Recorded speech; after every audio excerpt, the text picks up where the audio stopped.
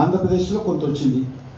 Andhra Pradesh border అయినటువంటి కొత్తగూడెము ఖమ్మం జిల్లాలో Andhra Pradesh customers సంబంధించి ఇక నిజంగా ఏదో మొత్తం ఆకాశం బద్దలవుతున్నట్టు మొత్తం ఊడిపడుతున్నట్టు ప్రచారం కావడంతో కొత్తగూడెం ఖమ్మం ఆంధ్రాకి సంబంధించినటువంటి వెహికల్స్ వచ్చి చేసుకోవడం మొదలుపెట్టారు. ఇప్పుడు అక్కడ ప్రాబ్లమ్స్ సాల్వ్ అయ్యాయి. తెలంగాణలో ఇంతకుముందు చెప్పాను కదా, ఇప్పుడు మొత్తం పెట్రోల్ పంపులు అన్నింటిలో స్టాక్ ఉంది. మీరు ఎన్ని పెట్రోల్ పంప్ ఇప్పుడు చూడండి, మీరు పంజాగుట్టకి వెళ్ళి చూడండి, ఇప్పుడు వెళ్ళి ఎవరి దగ్గర ఉన్న పెట్రోల్ పంప్ ఇక్కడ కూడా ప్రాబ్లం లేదు. డీజిల్ కానీ పెట్రోల్ కానీ అందుబాటులో ఉంది.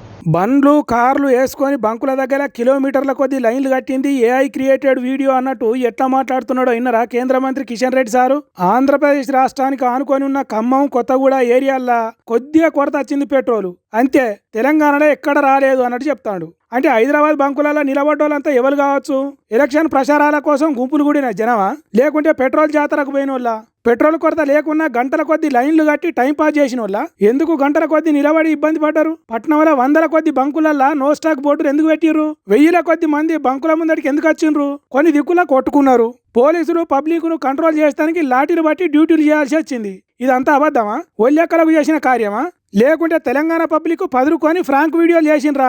ఏంది సారు పెట్రోల్ డీజిల్ ముచ్చట్ను చీప్గా కొట్టి పారేసిండ్రు.